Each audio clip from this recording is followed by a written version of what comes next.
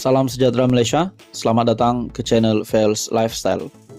Dalam sebuah artikel MH Daily, 5 tahun pas tadbir Terengganu, hanya 200 unit rumah je yang siap dari 20,000 yang dijanjikan, tapi isteri Exco pemimpin PAS dapat 2 lot tanah.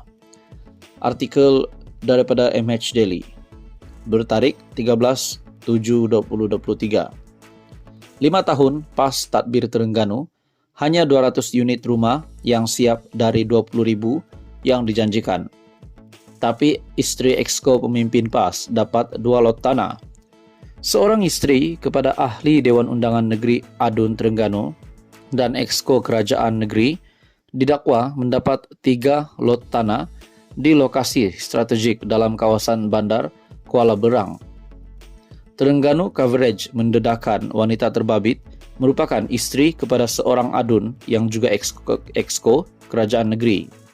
Menurut dakwaan portal itu, urusan tukar hak milik ketiga-tiga lot tanah tersebut berlaku ketika beliau menjadi ahli lembaga pengarah Agensi Pembangunan Ekonomi milik Kerajaan Negeri Perbadanan Memajukan Iktisad Negeri Terengganu PMINT sejak 2018 hingga kini.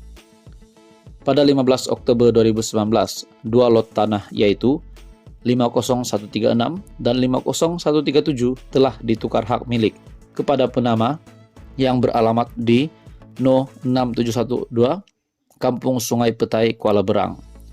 Lot 50138 bertukar hak milik kepada individu yang sama pada 4 Jun 2020, lapor Terengganu Coverage. Menurut portal itu, PMIN ataupun PMINT pada mulanya telah membeli 1 lot tanah bagi tujuan pembangunan dengan harga lebih RM930,000 pada 13 Oktober 2015.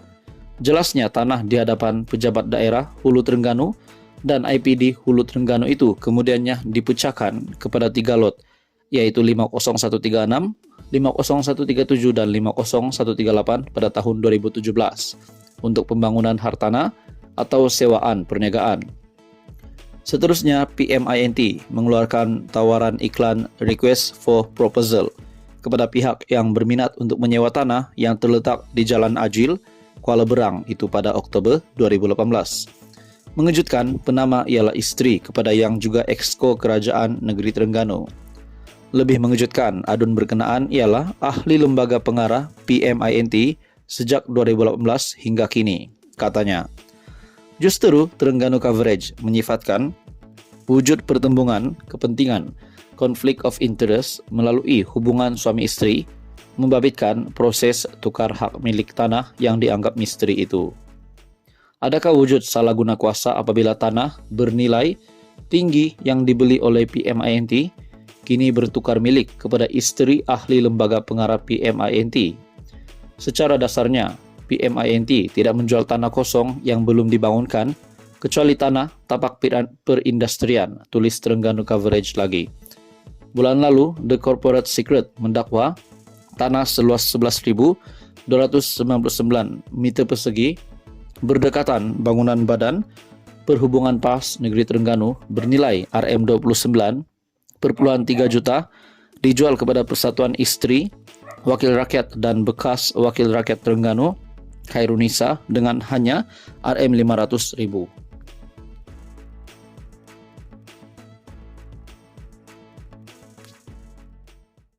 Salam sejahtera Malaysia. Selamat datang ke channel Fels Lifestyle. Info padu, info hangat disediakan di dalam channel ini.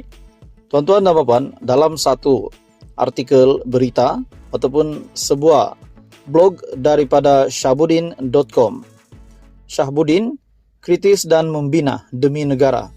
Dalam sebuah blog yang bertajuk Untuk Elak Turut Jadi Beban Dalam Pilihan Raya Negeri, ada baiknya PAS ketepikan saja Sanusi. Berita sepenuhnya, Sanusi oh Sanusi, apa nak jadi dengan hang ni?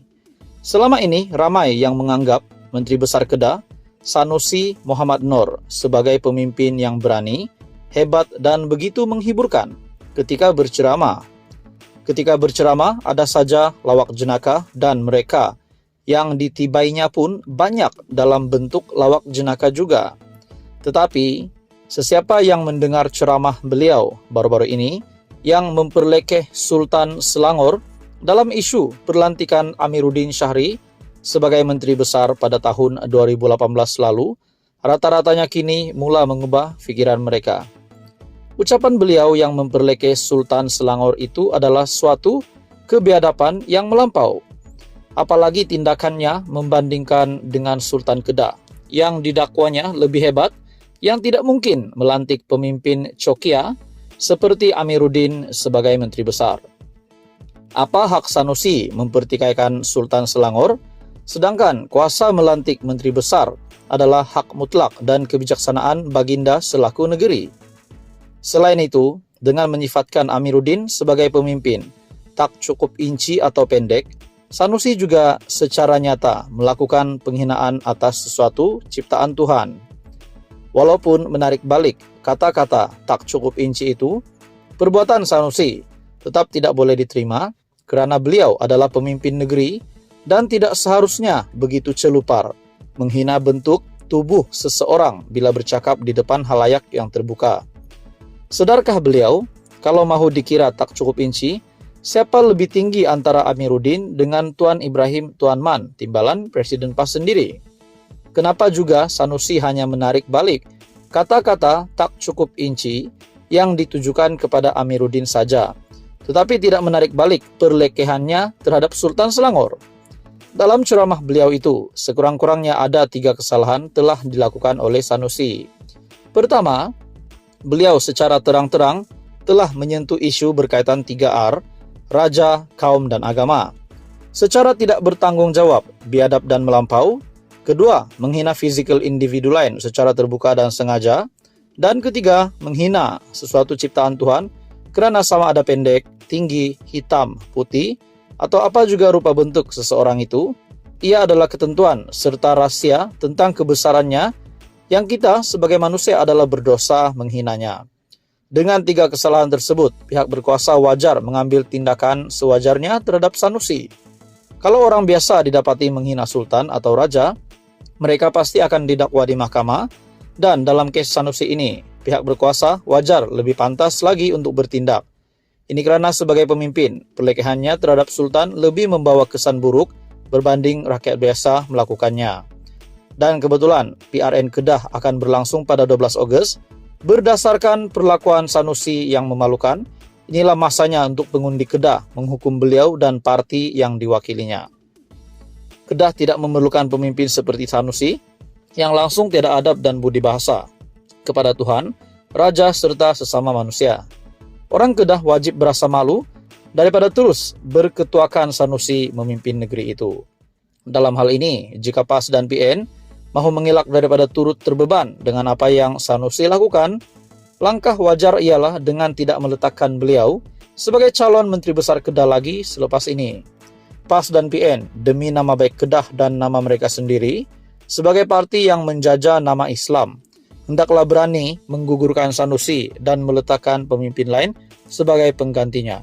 Syabuddin Husin, 13 bulan 7 2023. Sekian saja, teruskan bersama di dalam channel ini untuk info yang seterusnya.